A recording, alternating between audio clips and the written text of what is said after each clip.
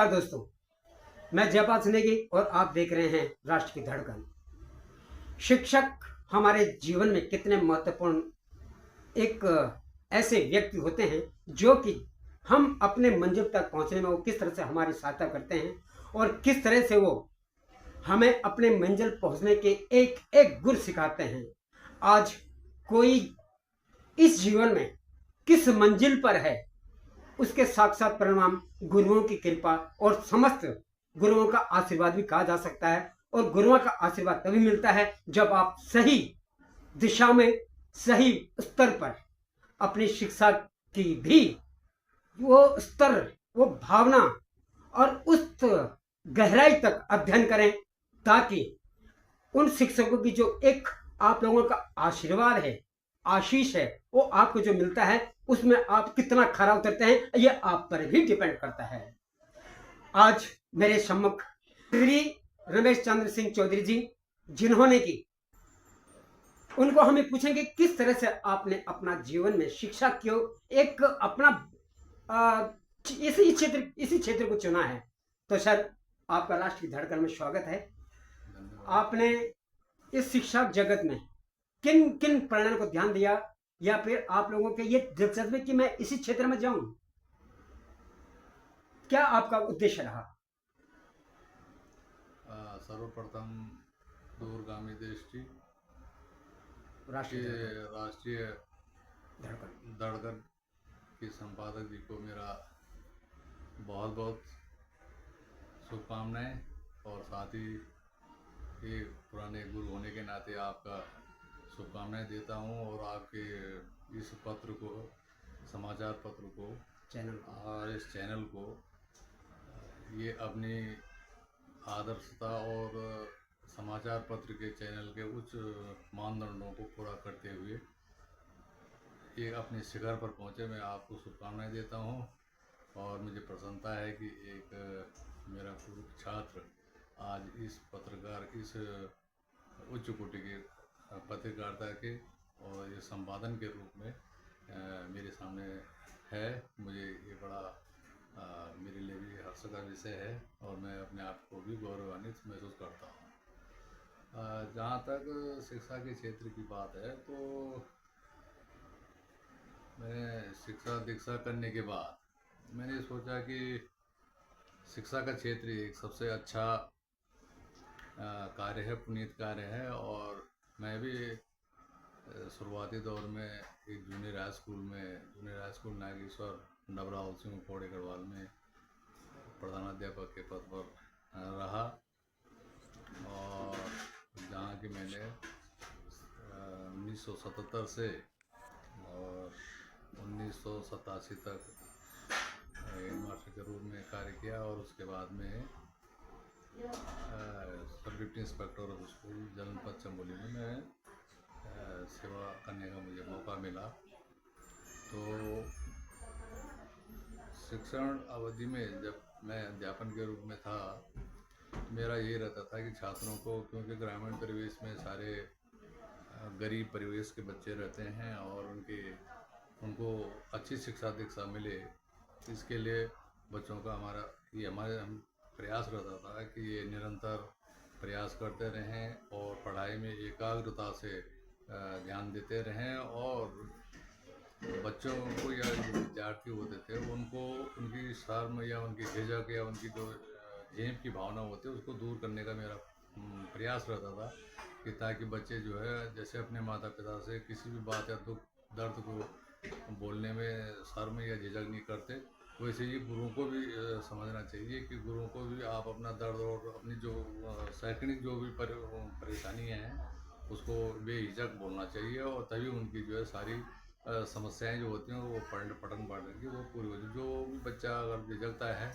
और पूछने में शर्म करता है कि ये मुझे नहीं आता, तो वो आगे बढ़ने में उसको दिक्कत आती है। तो ये मेरा उद्देश्य रहा कि सारे बच्चे जो हैं अच्छे उसमें आगे बढ़ें, और मुझे खुशी है कि मेरे पढ़ाए हुए बच्चे कुछ बहुत अच्छे अच्छे पदों पर भी हैं। उसके बाद में एडमिनिस्ट्रेशन में चला गया, तो मैं सब डिप्टी इंस्पेक्टर स्कूल के रूप में जनपद चमोली में मैंने 87 88 से लेकर के और 96 तक मैं चमोली जनपद में रहा, विकासखंड में चमोली जनपद में रहा। उसके बाद 1 साल में जनपद टिहरी में रहा। उसके बाद 1997 से और 2005 तक मैं जनपद देहरादून में रहा, फिर जनपद हरिद्वार में रहा, फिर मैं लास्ट में प्रधानाचार्य GIC गवर्नमेंट इंटर कॉलेज सेला पोजिशन में रहा।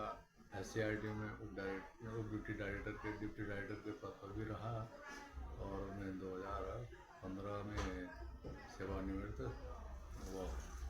तो ये मेरा जीवन काल का तो संस्कृत सा थोड़ा सा इतिहास है। सर इस बीच आप लोगों को क्या लगा कि कहाँ पर एक सर एजुकेशन डिपार्टमेंट के अंदर या फिर बच्चों के द्वारा आपको कितनी मेहनत करनी पड़ती है? एजुकेशन डिपार्टमेंट के कुछ रूल और रेगुलेशन होते हैं कि बच्चों को जो एक आप शिक्षा देते हैं उसमें कोई दायरा होता है या कोई बाउंडेशन होती है? इस बारे में आप हमारे जो बच्चे हैं या हमारे देखने वाले दर्शक हैं उनको भी कुछ बताने का प्रयास कीजिए।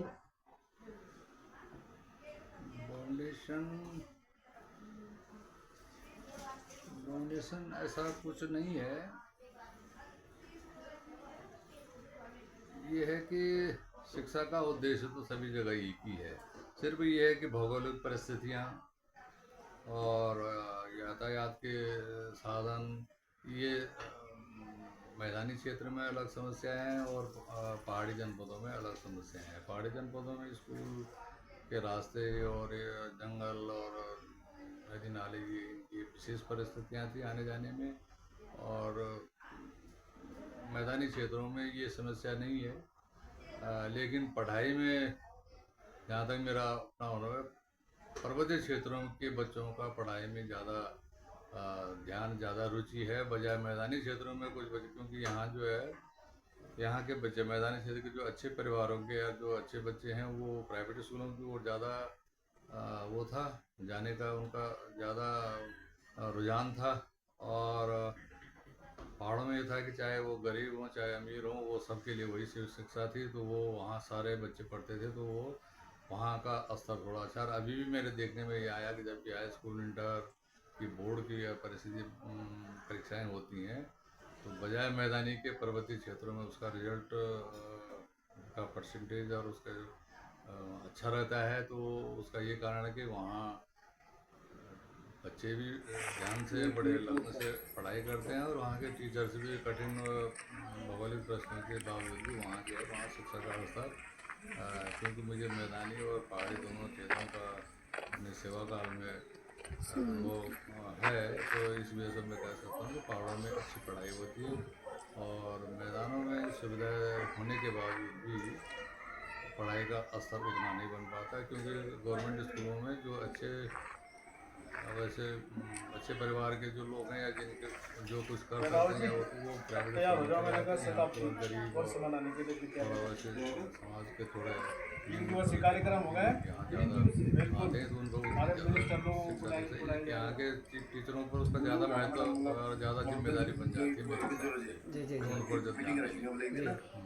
अब आप ब्लॉक द्वारिखाल नागेश्वर में जो जनता जूनियर हाई स्कूल आप वहाँ पर थे, उसके बाद आप वहाँ से आपकी जब पोस्टिंग मैदानी क्षेत्र में हुई या पहाड़ के क्षेत्र में हुई? यानी कि जो पहाड़ के क्षेत्र हैं उनके भी कई मैदान के क्षेत्र हैं या शहरी वहाँ पर शहर हैं, तो वहाँ से लेकर वहाँ पर आपने क्या भिन्नता पाई? कुछ ऐसा आपकी जो भिन्नता देखी जो पहाड़ के जो बच्चे हैं, गांव के जो बच्चे हैं या फिर जो उस क्षेत्र के बच्चे हैं, कोई आपको अंतर लगा? नहीं, वो जनता जूनियर हाई स्कूल नागेश्वर चैलीखंड के पास है, वो भी पहाड़ी क्षेत्र में था, जंगल के बीच में था। वहाँ जो भी बच्चे आते थे तो वो सब जो है उसके 6-7 किलोमीटर 8 किलोमीटर के परिधि के अंदर कर आते थे और सब चढ़ाई चढ़ के और थोड़ा कठिन रास्ते से ही होकर के आते थे जी। तो जब मैं चमोली जनपद में डिप्टी इंस्पेक्टर ऑफ स्कूल, जिसमें पहले उसको शॉर्ट में SDI बोलते थे, सब डिप्टी इंस्पेक्टर बोला SDI, तो चमोली में जब मैं गया तो वहाँ भी मैं चमोली जनपद पे सेम पहाड़ी जनपद है और दूरस्थ उस समय यूपी था, उत्तर प्रदेश का सबसे सीमांत जिला था जब चमोली। जी तो चमोली में गए तो वहाँ भी भौगोलिक परिस्थितियाँ तो लगभग बराबर ही थी। और सबसे पहले मुझे वहाँ विकासखंड नारायणगढ़ में कार्य करने का मौका मिला। तो उस समय, अब तो वहाँ काफ़ी सड़क मोटर मार्ग बने हैं, लेकिन उस समय सिर्फ एक पिंडर वैली पे एक ही जो गौतम और अनिकेत वाला मार्ग था वही एकमात्र सड़क थी, बाकी सारी जगह पैदल जाना पड़ता जी था। लेकिन वहाँ का पढ़ाई का स्तर, वहाँ के उस समय के टीचर काफ़ी मेहनती भी थे और अनुशासन प्रिय भी थे। तो मुझे ऐसा लगता है कि वहाँ का शैक्षणिक स्तर अच्छा था और अच्छा रहा, और अब भी मैं अपेक्षा करता हूँ कि जी अब भी अच्छा ही। जी सर, जो पहले की एक तरह से जो उत्तर प्रदेश की शिक्षा नीति थी, यानी पहले उत्तर प्रदेश से हमारे उत्तराखंड का जो रिजल्ट है उत्तर प्रदेश इलाहाबाद बोर्ड से मिलता था। उसके बाद अब उत्तराखंड अलग ही बन गया, यहाँ पर शायद रामनगर शिक्षा बोर्ड होगा शायद। तो उनमें कुछ भिन्नता है या कुछ एक तरह से प्रोग्रेस की है उत्तराखंड ने अपने शिक्षा जगत में? कुछ ऐसा लगता है आपको कि कुछ ऐसे भिन्नता पाई गई हो या ऐसा कुछ सुधार हमारे शिक्षण प्रणाली में हुई हो? बुक्स आज से वही हैं या फिर कुछ परिवर्तन हो गए हैं? नहीं, बट वो समय के आराम में असल में शिक्षा में आप में जो है इनके जो नीति निर्धारक हैं और जो इनकी जो नीति के बनाने वाले जी, जी। जो लोग हैं, पॉलिसी जी। मेकर्स हैं, हाँ हाँ, मुझे लगता है कि शिक्षा में ये बहुत ज़्यादा सुधार करने की आवश्यकता है। उद्देश्य से जी इन्होंने इसको एक हर साल कुछ ना कुछ नया कुछ बनाते रहते हैं। लेकिन मुझे लगता है कि वो जी जो उसके शिक्षा का जो स्तर होना चाहिए उसको प्राप्त के लिए ये कोई सार्थक प्रयास नहीं हो रहा है। जी। और नहीं ऐसा ये कभी जैसे एक साल कुछ पॉलिसी बनाते हैं, दूसरे साल कुछ पॉलिसी बना देते हैं और सफलता मुझे इतनी अच्छी लगती है। जी जी तो सर, इसमें एक तरह से इसमें जो शिक्षा के जो चाहे माननीय शिक्षा मंत्री जी हो या जो शिक्षा के उच्च पदों पर आसीन है, उनको शिक्षा में कुछ अच्छा परिवर्तन करने के लिए ये जो उनको कुछ थोड़ा अलग से ही प्रयास करने चाहिए। इसमें मुझे लगता नहीं कि ये इस समय जो हो रहा है वो एक किस्म से खाली प्रयोगशाला है और वो प्रयोगशाला में जो उससे कोई खास प्रगति होने जी आजकल जो बच्चे हैं एक तरह से स्कूलों में जो देखे जा रहे हैं, कई स्कूल बंद के कगार पर हैं, हो रहे हैं। उसमें कुछ आप अपनी विवेचना या कुछ आपके जो एक्सपीरियंस है कि किस तरह से उत्तराखंड में ये पलायन का दौर है? निश्चित है कि पलायन की वजह से आज गांव के जो लोग हैं वो लगातार जब पलायन करेंगे तो स्कूल बंद भी होंगे। लेकिन जो बंद स्कूल है वहाँ पर क्या कुछ सरकार द्वारा ऐसे प्रयास किए जाने चाहिए कि वहाँ कुछ न कुछ खोला जाए, सेंटर खोले जाएं, कुछ एजुकेशन डिपार्टमेंट खोले जाए, IIT जो शिक्षण के एक तरह क्षेत्र हैं उनका कुछ क्षेत्रीय बच्चों का ध्यानाकर्षण किया जाना, जो बच्चे बचे हुए हैं वहाँ पे, यानी कि लोगों को कुछ रोजगार के शिक्षण मिले। इस बारे में आप कुछ विचार विमर्श करें कि उन जगह को जो विद्यालय हैं, कई स्कूल हैं बंद है, उनको क्या कैसे सदुपयोग किया जा सकता है? असल में स्कूलों में जो छात्र संख्या घट रही है वो पहाड़ों का पिछड़ेपन के कारण है। वहाँ जो है एक तो रोजगार की समस्या है। वहाँ के जो नवयुवक हैं जो पढ़ते लिखते हैं, हाई स्कूल इंटर किया है, BA किया, तो नौकरी के चक्कर में प्लेस में बाहर आ जाते हैं, परिवार उसके बाद वो फिर अपने परिवार को भी ले आते हैं। जी तो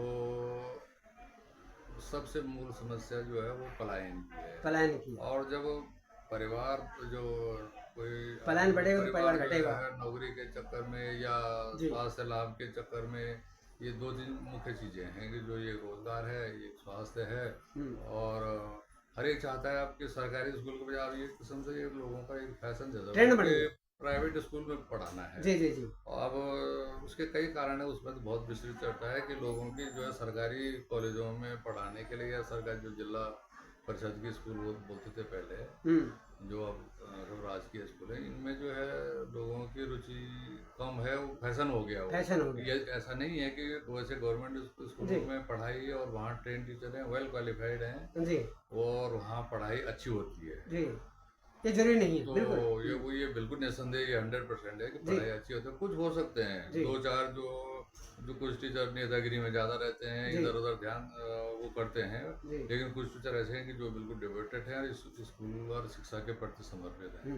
लेकिन वो भी क्या कर सकते हैं, जब वहाँ बच्चे ही नहीं रहेंगे तो किसको पढ़ाएंगे। जी। अब मोस्टली ऐसा हो गया, जब हम रहते थे तो वहाँ हमें ये प्रॉब्लम होती कि वहाँ टीचर कम होते थे और बच्चे बहुत ज़्यादा होते थे। जी।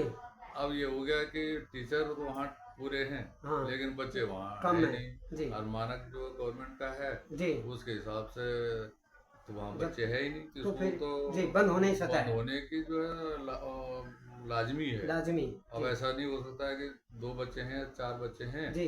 और वहाँ 2 टीचर रखो तो एक टीचर की सैलरी लगभग 60-70 हज़ार बनती है। जी। जी। और उस पे अलग से सारे खर्चे, विद्यालय भवन रणा हाँ जी। सारे जी। होते जी। हैं। तो उसके लिए तो गवर्नमेंट की भी मजबूरी है। सम्मुख थे मेरे सम्मुख हैं श्री रमेश चंद्र चौधरी जी, जिन्होंने कि अपने शिक्षा जगत का जो एक शैक्षणिक परमा योग्यता है वो ब्लॉक द्वारिखाल जनता जूनियर हाई स्कूल से निर्देशालय तक पहुंचे, और उसके बाद उन्होंने जो अनुभव दिए अपने, वो आपने साक्षात अनुभव देखे।